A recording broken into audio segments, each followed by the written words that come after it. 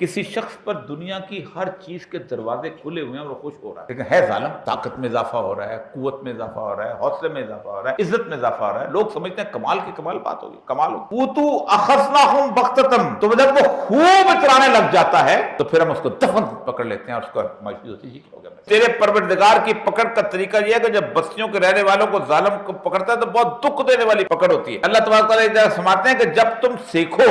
کہ ظالم آدمی کے رزق میں اضافہ ہو رہا ہے، جب رزق میں اضافہ ہو رہا ہے تو سمجھو کہ اللہ تعالیٰ جو ہے اس کی پکڑ بہت بہت بہت سخت آنے والی۔ سیدنا عقبہ بن عامر سے روایت ہے کہ اس نے فرمایا جب آپ دیکھیں کہ ایک آدمی کو اس کی برائیوں کے باوجود دنیا میں رزق دیا جا رہا ہے تو سمجھ لو اس کو اللہ تعالیٰ کے سے ڈھیل دی جا رہی ہے، جن کا تذکرہ اس کا آیت میں پھر جب لوگ ان چیزوں کو بھولے رہے جن کی انہیں نصیحت کی جاتی ہے، ہم نے ہر چیز کے دروازے کشادہ کر دیے، یہاں تک کہ جب ان چیزوں کو جو ان کو ملی تھی وہ خوب اترا دیے، ہم نے دفعہ پکڑ لیا اور وہ بالکل مایوس ہو گئے۔ بہت سی بستیاں جنہوں نے ہم نے نصف نابود کا حوالہ کر دیا، اس لیے وہ ظالم تھے، بس وہ اپنی چھتوں کے بل خودی پڑی ہوئی تھیں، بہت سے آباد ہوئے بیکار ہو گئے، بہت سے فقیر بلند پھل ویران ہو گئے۔ رسول اللہ صلی اللہ علیہ وسلم نے فرمایا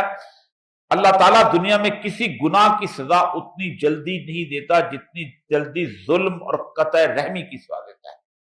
اور اس کے ساتھ ایسے آدمی کے لیے آخرت کا عذاب ساتھ اس کے